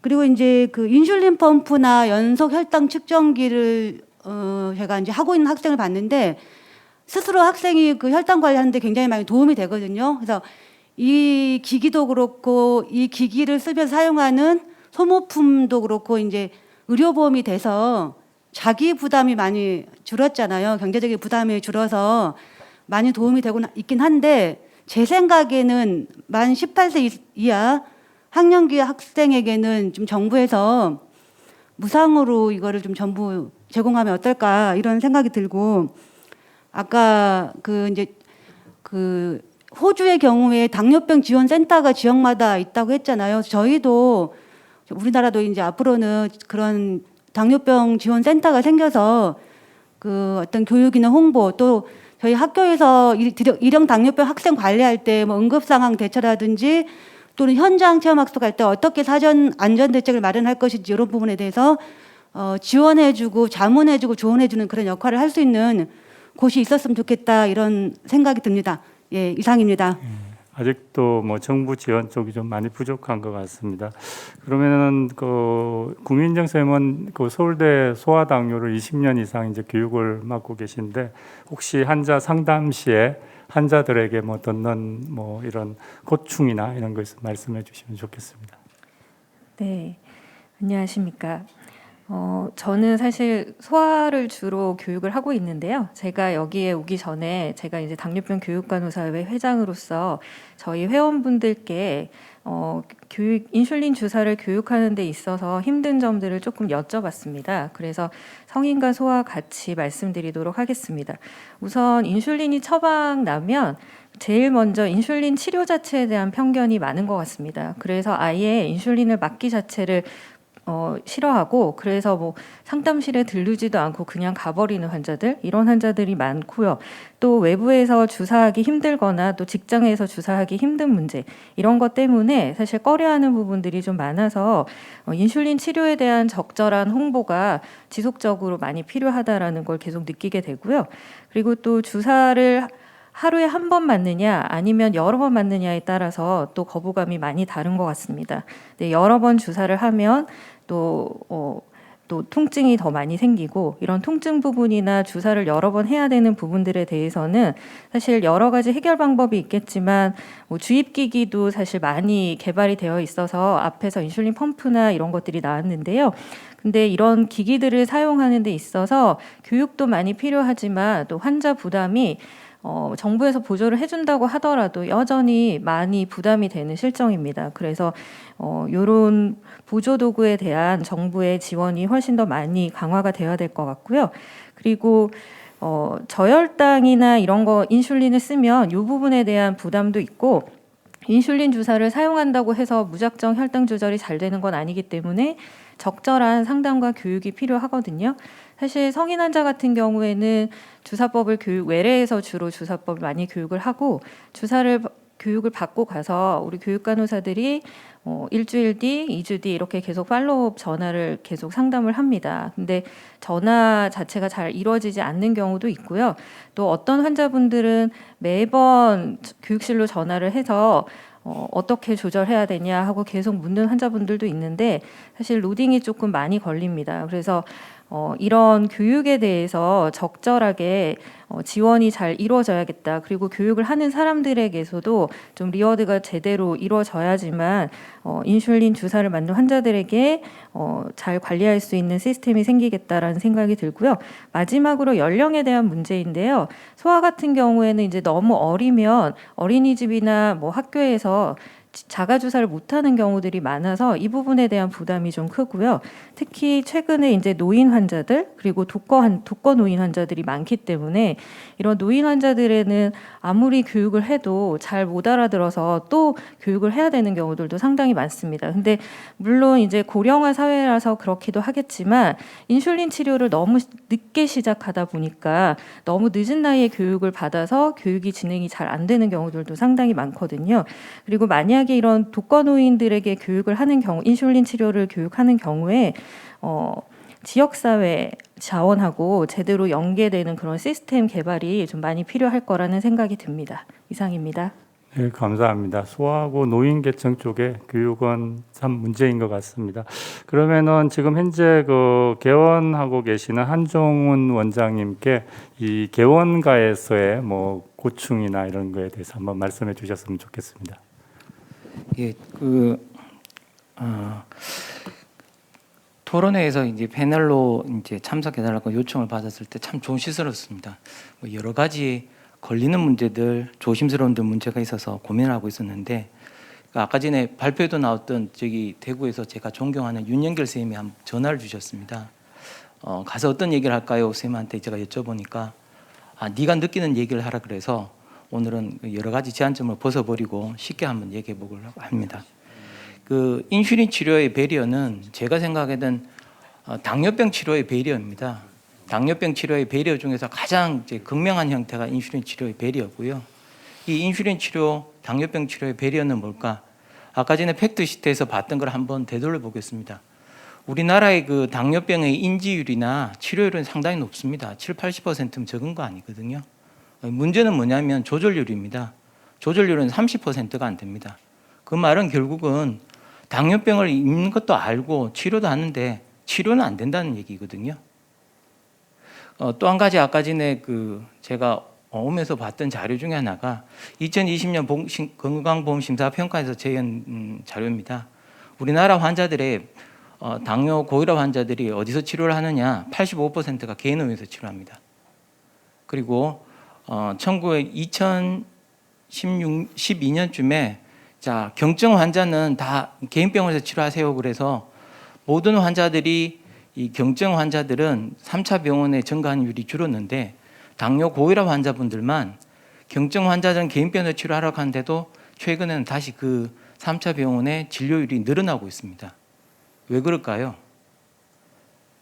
자, 그거는 제가 환자 입장에서 한번 보겠습니다. 제가 환자라면 당뇨병 치료하는데 어떤 배리어가 있느냐? 첫째, 당뇨병은 경증 질환이 아닙니다. 자, 어느 누가 당신 당뇨 있습니다 했을 때 아이고 난 가벼운 병이라고 생각할 수는 없습니다. 당뇨병이 어떤 코스를 가지는지 어떤 합병증을 가지는지 환자분들 다 알기 때문에 어떤 경우는 당뇨병 자체를 부정하려고 하는 분들도 있습니다. 그러니까 이런 분들한테 경증 환자다? 이 말이 맞지 않죠. 그리고 두 번째, 환자는 그런 심각성을 알기 때문에 충분한 교육과 충분한 치료를 받을 수 있는 기회를 원합니다. 근데 그런 기회를 제공해 줄 수 있는 의료기관이 현재 어디 있을까요? 개인의원에서요. 만족하지 못하기 때문에 내가 부담을 들더라도 3차 병원에 가려고 하는 분들이 있습니다. 하지만 통계에서 보듯이 85%는 개인 병원에 다닙니다. 왜 그럴까요? 자, 우리나라 환자분들의 당뇨 환자들은 그 경제적 수준이 높을수록 치료효과가 높습니다. 낮은 분들은 내가 당장에 제가 진료 현장에서 볼 때 저 선생님 2달에 한 번 병원 나온 것도 힘들어요. 일하는 시간 줄여야지 내가 나올 수 있는데 어떻게 나와요? 선생님 석 달분 주세요. 그런 분들한테 3차 병원에 가서 예약 잡고 교육 시간 잡고 교육하라고요? 어렵죠. 내가 병원 오는 것도 힘든데. 자, 이런 환자들의 불만들을 어떻게 해결할 수 있을까? 이게 개인 병원에서 제가 보는 가장 큰 배려입니다. 결국은 개인 병원이나 이런 의료기관에서 환자가 올 수 있을 때, 편하게 올 수 있을 때, 왔을 때 충분한 교육이나 이런 것들이 어느 정도 지원이 돼야 되는데 그러면 왜 개인 병원에서는 교육이나 그런 것들을 충분히 안 해줘요? 이런 질문이 나올 수 있습니다. 그런 걸 오늘 한번 이렇게 펼쳐놓고 얘기를 하면 개인 병원에서 감기 환자 와서 진찰료 하면 진료비가 16,000원입니다. 당뇨 환자가 와서 진료하면 11,000원이에요. 금액이 얼마 안 되는 거죠. 실제로 그렇지 않습니다. 당뇨 환자는 아주 심각한 부작용이나 이런 거 없기 때문에 가볍게 진료하고 합니다. 감기 나을 때 2-3번 오시겠죠. 근데 당뇨 환자들은 2달에 한 번 정도 옵니다. 요새는 코로나 때문에 석 달 분 달라가 석 달에 오신 분이 있죠. 그분들 오면 석 달치의 혈당, 그동안에 아팠던 거, 혈당 체크했던 거, 저혈당 왔는지, 다른 불편한 건 없는지 그런 거 다 체크해야 됩니다. 그러고 나서도 진료비는 더 적어요. 우리나라의 개인 병원에서 환자들 교육할 때 진료 수가가 있느냐고요? 있습니다. 만성질환 관료로 2,200원요. 이게 교육 수가인지 아니면 이게 진료비 보존하려고 하는 건지 모르겠지만 과연 그렇게 해서 환자들을 교육할 수 있을까요? 이런 거에 대한 고민이 있어야 될 거고요. 이런 고민은 사실은 정부가 해줘야 된다고 생각합니다. 충분한 교육을 받을 수 있고 치료를 받을 수 있도록 충분한 여건을 만들어 해주고 환자들이 가까운 병원에서 진료를 받을 수 있고 거기서 문제가 되는 것은 3차 병원으로 충분한 진료와 치료를 자료를 가지고 리퍼될 수 있는 그런 시스템으로 되어야 되고 그런 거에 대해서 우리나라 정부가 다른 질환에 대해서는 굉장히 너그러운 반면에 당뇨 환자들한테는 굉장히 박한 것 같습니다. 교육수가도 지금 우리 당뇨 환자들은 교육수가 이래 되어 있습니다. 자, 교육수가는 아직 비급여고요. 그렇지만 암, 그다음 신장질환, 장류 환자, 심장질환 환자들은 다 급여되어 있습니다. 급여 안 돼 있고요. 두 번째, 급여에 이렇게 되어 있습니다. 급여비를 주는데 급여비를 주려면 의사, 간호사, 영양사 팀이 이루어져야 되고 그리고 이 진료 비용은 한 번 주는데 이건 평생에 한 번 준다. 이 말이 되나요? 자, 우리나라 개인 병원에 지금 당뇨에 대한 의사, 영양사, 간호사들이 팀으로 이루어진 데가 시범 사업 하는 데서 자료가 나온 게 있는데 1960군데 중에서 19군데입니다. 개인 병원은 진료하지 말라는 거죠. 교육수가 받지 말라는 거고요. 수가가 문제가 아니라 충분히 할 수 있는 여건이 만들어지지 않으면 당뇨에 대해서 치료를 하고 노력하는 분들은 점점 줄어들 겁니다. 그런 것들이 배리어라고 생각합니다.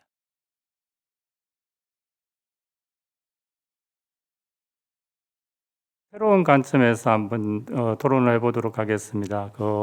인슐린에 대한 부정적인 인식이 이제 굉장히 많은데 언론인 관점에서 이진환 차장님께서 한번 말씀해 주셨으면 좋겠습니다. 안녕하세요. 저 동아일보 이진환 의학정기자입니다. 물론 아까 역사를 강의할 때 동아일보에서도 많이 또 당뇨 관련해서 기사가 나온 거 보고 굉장히 자랑스럽고요. 하지만 방금 우리 한정훈 선생님께서 얘기하시면서 굉장히 좀 우울해졌습니다. 사실 그러면 제가 만약에 당뇨병 환자라고 하면 3차 병원 가야 되겠구나. 큰 병원 가야지 교육도 잘 받고 그거 보면 당뇨 교육 해서 뭐 식사 교육, 운동 교육 다 해주거든요. 근데 개인 병원 가면 이런 걸 못 받겠구나 하는 오히려 좀 침울한 생각이 들고 있습니다. 그래서 많은 환자들이 제대로 교육 못 받고 또 식이요법, 뭐 생활 습관 이런 거 교정을 못 받으면 환자는 더 늘어날 수 있겠구나 오히려 그런 좀 암울함이 있고요. 일단 저희들이 작년부터 사실은 코로나19 때문에 많은 언론에서 이런 좀 만성 질환이라든지 우리가 결핵, 에이즈라든지 이런 좀 특정 질환에 대해서 좀 소홀한 측면이 많이 있다는 거 좀 반성이 되지만 그러면서 또 이런 인식 개선의 문제에 대해서도 관심을 좀 소홀히 했다는 측면이 사실은 있습니다. 그 많은 뭐 당뇨뿐만 아니라 많은 결핵과 고혈압 또는 각종 정신 질환에 대해서도 모든 학회에서 인식 개선을 위해서 굉장히 많은 노력을 했습니다. 그런데 작년부터 그런 인식 개선에 대한 그 언론과 같이 할 수 있는 그런 기회들이 거의 없었다고 해도 과언이 아닐 정도로 되고 있다는 게 있는데, 사실 그다음 우리 노민옥 작가라고 다음에 토론자로는 분도 역할이 굉장히 중요하고 언론의 역할도 굉장히 중요하다는 거. 또 최근에 사실 저희들 같은 경우는 언론의 단순 기사뿐만 아니라 이런 SNS를 활용한 이런 것들에 대해서도 많이 소재를 해서 하고 있는데, 그 인슐린이라든지 이런 걸 이제 검색해 보면 이제 언론뿐만 아니라 모든 이제 그러니까 신뢰도가 굉장히 떨어지는 그런 쪽에 유튜브에서도 이제 단순히 조회수를 올리기 위해서 뭐 아까 그 김광훈 대표께서 얘기했지만 평생 인슐린 평생 맞아야 되는 거, 그리고 인슐린을 끊을 수 있는 방법, 이런 것들이 굉장히 많이 나오고 있거든요. 그런데 그런 것들이 여과 없이 계속 보여지고 하다 보니 우리가 인슐린 그러면 좀 뭔가 진짜 마지막 가서 뭔가 해야 될 뭐 그런 어떤 치료법에 대한 걸로 생각을 많이 하게 되고, 그러다 보면 자꾸 피해 갈 수밖에 없는 상황이 생기게 되고, 아까 그 김재준께서 교수님께서 얘기하셨듯이 당뇨병 환자가 결국은 생활 습관에 대한 어떤 그 교정을 제대로 못 받음으로써 4분의 1 정도만 치료받는 그런 어떤 안타까운 현실까지 겹쳐져 있다는 거에 대해서 안타까움을 느끼고요. 어떤 그런 인식 개선을 위해서는 앞으로 그 언론으로서 어떤 저뿐만 아니라 어떤 학회랑 또 정부의 어떤 관계자, 또 그다음에 제약사분들이 다 오셨지만 또 시민 단체 여러분들이 같이 좀 협력을 해줄 수 있으면 움직이기도 굉장히 저희들 같은 마음 편하고, 또 학회 또 전문가들의 신뢰도 높은 그런 고급 정보들과 또 현장의 목소리라든 이런 것들이 굉장히 상세히 같이 포함되면 이런 부정적 인식 관련해서도 분명히 이걸 해결할 수 있는 방법이 있겠다 하는 또 긍정적인 또 생각을 하게 됐습니다. 이상입니다. 네, 감사합니다. 뭐 인식 개선에 있어서는 언론이 가장 효과적인 것 같습니다. 그런 의미에서 그 언론 홍보이사로서 특히 김진환 기자님께 부탁을 드리겠습니다.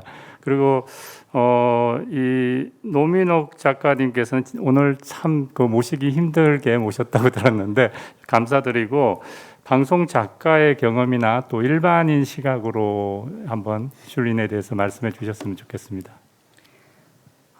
인슐린 치료에 대한 거부감으로 여러 가지 다양한 걸 시도해 보려는 분을 가장 많이 만나는 게 아마 방송하는 저희들일 거라고 생각해요. 그래서 실제로 만성 질환 중에서 가장 시청률이 잘 나오는 게 당뇨고요.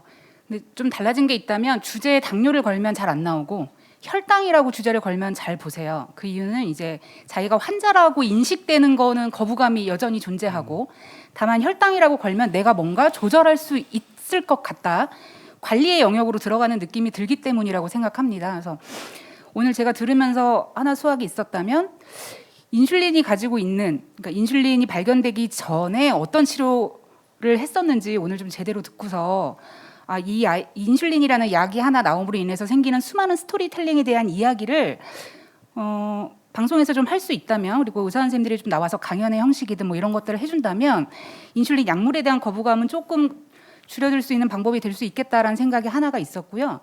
또 하나는 어쨌든 사람들이 저희가 이제 아이템을 진행하다가 보면 내가 당뇨가 뭐가 위험한지는 다 알아.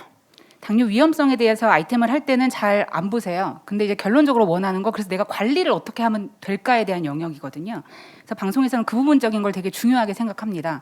실험도 되게 많이 하고, 뭐 식후 20분 있다가 3분 빠르게 뭐 3분 천천히 걸었을 때 어떤 효과가 나오는지, 김밥 한 줄 그냥 먹었는데 그 김밥 한 줄 먹었을 때 연속 혈당계를 측정해서 혈당 스파이크가 얼마나 튀어오르는지, 난 당뇨 아닌 줄 알았는데 나도 당뇨 위험성이 있을 수 있겠네? 라든지 이런 걸 저희는 좀 이렇게 즉각적으로 보여주다 보니 그런 부분에 대해서 많이 관심들을 갖는데요.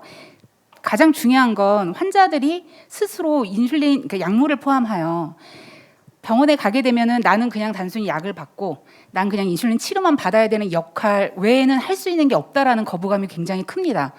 실제로 이분들은 자기가 스스로 관리할 수 있을 어떤 영역에 대한 니즈가 있으시거든요. 그래서 그거를 그냥 단순히 의료계 밖의 일로만 생각되면 여전히 병원 찾지 않은 분들은 늦게 찾을 것이고, 자기 나름대로 방법을 막 해보다가 너무 망가져서 다시 병원을 찾는 이런 게 악순환이 될 수 있다고 생각해요. 그래서 환자들이 필요로 하는 니즈, 약물 치료 외에 병행할 수 있는 것들, 내가 자기 스스로 관리할 수 있는 영역이 있다라는 걸 우리 의료진들께서 조금 인지를 해주시고 그걸 과감하게 안으로 받아들여야 사람들이 바깥으로 돌지 않고 안에서 체계적으로 관리가 될 수 있을 거라고 느껴지고요. 검증되지 않는 실험, 검증되지 않는 방법 하지 않습니다. 열심히 노력하겠습니다. 예쁘게 봐주세요. 네, 감사합니다. 잘 부탁드리겠습니다. 그러면은 오늘 뭐 제약회사에서도 뭐 두 분이 오셨는데요. 제약회사 입장에서 인슐린을 사용하는 당뇨병 환자를 도와주기 위한 뭐 노력이나 또 제도적으로 뭐 제한점이 있다든가 이런 것들에 대해서 말씀해 주셨으면 좋겠습니다. 먼저 한국릴리의 한정희 전무님께서 먼저 얘기해 주세요. 한국릴리의 한정입니다. 오늘 여러 교수님들 강의를 들으면서 인슐린을 최초로 상용한 그 릴리라는 회사를 다니는 한 일원으로서 참 자부심을 느끼고 뿌듯하다는 느낌 들었습니다. 먼저 인슐린을 사용하는 환자들을 도와주기 위해서 제약회사에서 어떤 입장이 있느냐에 대한 질문을 주셨는데요. 김대진 교수님께서 말씀하신 대로 딜레이드 인슐리나이제이션, 우리가 인슐린 맞는 환자들이 굉장히 늦게 인슐린 맞는 게 하나의 그 한국의 문제가 되는데, 특히 인슐린 주사율이 옛날엔 10% 이상이었는데 최근에 그 팩트 시트를 보면 6% 정도밖에 되지 않는 것으로 봐서는 인슐린이 점점 적게 맞는 그런 현실인 것 같습니다. 그것을 극복하기 위해서 회사도 많은 그 노력을 했었는데요. 먼저 그 인슐린을 맞지 않게 되는 그 이유를 보면, 이제 환자의 팩터를 보면 아까 방송 작가님도 얘기하셨지만 나는 이거 최종 치료야, 더 이상 다른 치료법은 없어, 끝이야. 그리고 주사에 대한 거부감이 있을 수도 있고, 그 저혈당이나 부작용 때문에 인슐린을 거부하는 환자들이 있습니다. 그리고 의사들 측면에서는 한국 의료계가 굉장히 열악하잖아요. 환자를 한 타임에 한 60명, 70명을 보는데 인슐린을 맞으려면 우리가 당뇨는 진행성 질환이기 때문에 항상 트랜지션 오브 테라피, 그 치료가 단계가 업그레이드 돼야 되는데 처음에는 하나의 치료를 하다가 2개의 치료, 3개의 치료 업그레이드 됩니다. 근데 알약을 추가할 때는 환자들이 별 말이 없어요. 근데 갑자기 주사제로 가자고 하면 선생님 제가 잘못했어요. 한 번만 더 노력을 해볼게요. 이렇게 얘기를 하면 병원 특성상 3개월에 한 번씩 병원에 오게 되는 거죠. 그러면 3개월이 6개월이 되는 거고 4번만 병원에 한번 인슐린 맞는 걸 거부하게 되면은 12개월이 됩니다. 그래서 그거를 극복하기 위해서 우리가 그 환자 팩터 그리고 의사의 팩터를 좀 좋게 하기 위해서 그 회사에서 하는 프로그램이 있었습니다. 그 환자 지원 프로그램이라고, 회사에서 지원되는 간호사가 환자한테 전화를 해서 인슐린은 이렇게 이런 주사고 좋아질 수도 있고, 당뇨병 교육에 대한 치료에 대해서 전반적으로 교육도 하고, 그 주사 방법에 대해서도 가르쳐주고, 질문이 있으면 답을 하고, 저혈당이나 부작용이 있을 때도 설명을 드리는 그런 프로그램이 있어서 그게 이제 하나의 회사의 노력이라고 볼 수 있는데, 그게 한계점은 의사들이 원하는 거는 인슐린 처음 주사 맞을 때 적당한 용량인지 아닌지를 모릅니다. 그렇기 때문에 타이트레이션, 2단위, 1단위 이렇게 조절해 주세요 한 니즈가 많았는데, 사실은 그 간호사 라이센스는 있지만 회사에서 파견된 간호사는 의료인이 아니기 때문에 그 의료 행위를 할 수 없어서 용량 조절 못한다는 한계점이 있어서 어떤 니즈가 맞지 않는 것도 있었고요. 그리고 병원에 또 담당하는 간호사들이 많았기 때문에 그들의 롤과 그리고 회사에서 하는 롤의 차이점이 있어서 그게 한계점이 있었습니다. 그리고 다른 회사의 노력으로는 환자들이 왜 인슐린을 거부할까? 인젝션 포비아가 있습니다. 그래서 주사반을 좀 가늘게 한다든지, 아니면 디바이스를 좋게 한다든지, 아니면은 좀 프리퀀시, 하루에 한 번씩 맞는 인슐린을 일주일에 한 번씩 맞게 하면 어떨까? 이런 노력을 하고 있고요. 그리고 인슐린이 아까 저혈당과 그 웨이트 게인이 있는데 그걸 부작용을 줄이기 위한 좀 더 피지올로직한 인슐린을 만들 수 있지 않을까 이런 노력을 하고 있습니다. 그리고 한종훈 선생님께서 말씀하셨듯이 이거는 회사의 노력만으로 되는 건 아닙니다. 결국은 당뇨병은 만성 질환이고 결국 정부 그리고 학회 그리고 의료인 회사 다 같이 가야 되는 다 같이 가야 되고 회사에서 옛날에 학회와 릴레라는 회사와 그리고 정부와 같이 왜 환자들이 왜 제대로 관리를 받지 않을까 하는 거에 대해서는 퀘스천을 가지면서 결국은 의료인들이 환자한테 좀 더 설명을 자주 하고 시간을 좀 내주고 그거에 대해서는 경우 수가입니다. 그래서 좀 더 그 수가에 대한 인센티브를 줄 수 있는 프로그램을 만들 수 있지 않을까 이런 생각을 좀 했었습니다. 네, 그것도 결국은 그 회사의 노력으로는 한계가 있는 거고요. 다 같이 가야 될 것이라고 생각됩니다. 네, 감사합니다. 그러면은 노보노디스크 이후 차장님도 한 말씀해 주시죠. 네. 저도 이제 말씀을 들으면서 노보노디스크라는 인슐린을 개발하고 있는 회사에, 그러니까 거의 100년 가까이 저희도 인슐린을 개발하고 연구 개발을 하고 이제 상용하고 있는 회사에 다니고 있다는 게 좀 자랑스러웠고요. 근데 반면에 아쉬운 점은 이렇게 필요한 환자들이 있고 필요한 순간이 있음에도 불구하고 이게 터부시 되거나 치료가 지연이 된다는 부분이 저도 참 안타까웠습니다. 그래서 일부 이제 주변에 계신 그 당뇨 지인분들, 당뇨병을 앓고 계신 지인분들이나 주변을 그 뭐 여러 가지를 볼 때 이런 부분이 안타까웠고 그런 부분에서 저희가 이제 하고 있는 노력이 있다고 하면 이제 다 말씀을 주셨지만 가장 큰 부분은 이런 배리어를 줄일 수 있는 약제 개발 이런 부분이 아닐까 생각을 합니다. 그러니까 그런 측면에서 이제 인슐린 저희가 이제 위클리 제제도 있지만 GLP-1이라는 제제가 경구용으로 개발된다든지 그래서 제형을 조금 주사제가 아닌 경구용 포맷으로 해서 환자들한테 조금 더 친숙히 다가갈 수 있는 부분 또한 인슐린조차도 이제 매일 주사를 맞으셔야 되는데 이런 부분이 아니라 주 1회 그러니까 원스 위클리라든지 이런 제형 개발에도 이제 저희가 노력을 하고 있고요. 또한 그 인슐린 플러스 또 GLP-1을 복합 제제로 만들어서 또 하나의 제형으로 함으로써 뭔가 이제 투여 횟수나 이런 것들을 감소할 수 있는 뭔가 환자분들한테 새로운 그 약제를 좀 개발하고 상용화할 수 있도록 노력한다는 부분이 저희가 하고 있는 가장 큰 노력이 아닐까라는 생각이 듭니다. 그 외에는 지금 현재 당뇨병을 이제 인슐린 치료를 받고 계신 환자분들을 위해서 뭐 페이션 서포트 프로그램이라든지 또 특별히 저희 회사에서는 이제 체인징 다이아베티스라고 뭔가 글로벌한 프로젝트를 진행을 하고 있습니다. 그래서 도시의 특성에 맞게 그 도시의 당뇨 유병 인구를 줄이자라는 부분 그래서 여러 가지를 진행을 하고 있는데 진행을 하면서 조금 아쉬운 부분이 있다고 하면 외국에서는 할 수 있는데 한국에서는 못하는 부분이 조금 있습니다. 그래서 외국에서 굉장히 잘 돼서 저희도 그 부분에 참여를 한다거나 적극적으로 하고 싶은데 한국에서는 좀 규모가 축소돼야 된다거나 아니면 이 부분은 진행할 수 없으니 좀 줄여서 한다거나 이런 부분들이 좀 많아서 좋은 프로그램임에도 불구하고 이제 한국에 할 수 없다는 부분이 제가 이제 제약회사에 다니면서 뭔가 회사의 일원이지만 그 사회 일원으로 당뇨병을 앓고 계신 환자나 아니면 사회에 기여할 수 있는 부분들이 좀 제한이 있다라는 생각이 좀 들었습니다. 네, 감사합니다. 당뇨병 환자를 위해서 그 제약회사의 그 역할도 굉장히 큰 것 같습니다. 많이 부탁드리고 한 5분 정도 남아 있는 것 같습니다. 그래서 이번에는 마지막으로 정부에게 바라는 것에 대해서 뭐 말씀을 좀 해주셨으면 좋겠습니다. 먼저 당뇨병 환자를 대신해서 김강훈 대표이사님께서 한번 얘기해 주세요. 네, 뭐 이야기를 그 총론적으로 다 들어보면 저는 오늘 인슐린 100주년 세션을 하면서 가장 의미 있었다는 것은 이런 100주년 인슐린이라는 이런 퍼포먼스를 유튜브를 통해서 지금 아무한테나 그러니까 누구에게나 공개하고 저도 지금 저희 홈페이지나 저희 회원들에게 메일링을 해서 지금 좀 유튜브로 보고 있는데요. 이게 단순히 학회 회원뿐만이 아니라 정부기관 또 환자 또 업체 이런 모든 사람들이 다 공유할 수 있는 이런 주제를 내놓았다는 게 가장 긍정적인 효과라고 생각하는데요.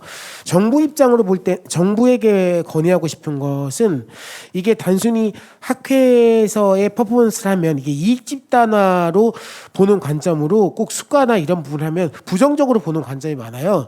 그래서 저는 이게 그 절대 이익 집단화에 대한 문제가 아니고 근본적인 우리나라의 그 5천만 모든 환자들, 그러니까 5천만 국민 중에 500만 명에 대한 당뇨병 환자들의 이런 니즈를 학회에서 대신해서 정부에게 요구하고 있는 것이기 때문에 정부에서 그 귀를 기울인다고 생각을 하고요. 아까 김선화 부회장님께서 얘기하시는 것 중에 저도 지금 당뇨병 학회랑 계속 그 부분에 대해서 아젠다에 대해서 저희가 추진하고 있기는 한데요.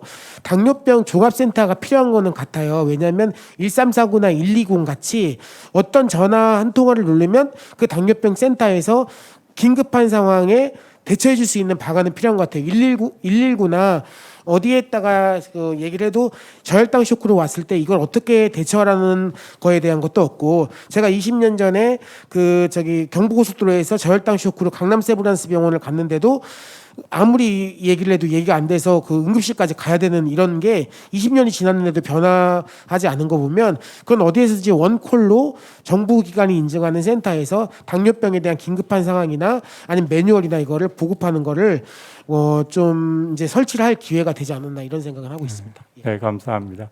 될 때까지 자꾸 얘기하는 게 중요할 것 같습니다. 그러면은 교육 쪽에서 일하고 계신 구민정 선생님께서 한 말씀 해주세요. 네, 사실 이때까지 정리를 해보면 대부분 결국은 당뇨병 환자는 생활 습관을 변경을 해야 되고요. 이를 위해서는 교육이 중요함에도 불구하고 현재 우리나라는 교육이 비급여 수가를 받고 있습니다. 그래서 환자에게 교육에 대한 부담을 지으면 대부분 교육을 받지 않고 다 안다라고 하시면서 그냥 가시는 경우가 많거든요. 그리고 교육은 항상 당뇨병 치료제다라고 얘기는 하고 있지만 사실 실제로 진짜 교육을 치료제로 받아들이는가 이런 거에 대해서 저희가 다시 생각을 해봐야 될 것 같고요. 이를 위해서는 아예 교육 자체도 급여 처방으로 만들어서 제도화를 해야만 교육이 잘 이루어지지 않을까라는 생각을 하고요. 그리고 이 교육자 한 명을 키우는데 사실은 시간이 오래 걸립니다. 이게 전문적으로 키워서 환자에게 잘 관리하는 데 도움을 주려면 많은 시간이 걸림에도 불구하고 병원에서 사실 실제로 교육을 하는 간호사나 영양사들은 아직까지 제도적으로 그렇게 도움을 받는 그런 직종은 아니라서요. 이런 그 교육자들 전문으로 키워서 정부에서 제도적으로 키우는 그런 제도가 필요하다라고 생각이 되고, 마지막으로 인슐린 사용자들에게서는 특별히 CGM이 꼭 필요하기 때문에 지금 일형 당뇨병에게만 해주고 있는 CGM을 인슐린 주사를 맞는 모든 당뇨병 환자에게 확대를 해주시고, 또 CGM에 대한 급여도 아직까지도 좀 본인 부담이 높기 때문에 좀 무료로 받을 수 있도록 정부에서 조치를 취해 주시기 바랍니다. 이상입니다. 네, 감사합니다. 굉장히 다양한 의견을 오늘 들은 것 같습니다. 많이 개선되었으면 좋겠고, 마무리는 장학철 교수님께 넘기겠습니다. 예, 오늘 인슐린 발견 100주년을 기념해서 대한당뇨병학회가 준비한 특별한 그 심포지움이었습니다. 뭐 시간이 좀 여유가 있으면 많은 분들이 더 많은 그 말씀을 좀 해주시고 그랬으면 좋겠지만 제한된 시간이기 때문에 여기서 맞춰야 될 것 같습니다. 특히 그 연자로 유영진 선생님, 원종철 선생님, 그다음에 김대중 선생님 좋은 그 발표 감사드리고요. 그리고 어려운 시간인데도 이렇게 시간을 내서 오늘 패널로 참석해 주신 뭐 여러 선생님들께 정말 감사드립니다. 이게 오늘이 이제 어떤 걸 해결하기 위한 것보다도 오늘의 자기가 문제점을 인식했으니까 이걸 계기로 앞으로 당뇨병 학회에서도 좀 노력해서 좀 해결책을 찾는 그런 시도가 있었으면 좋겠습니다. 예, 감사합니다.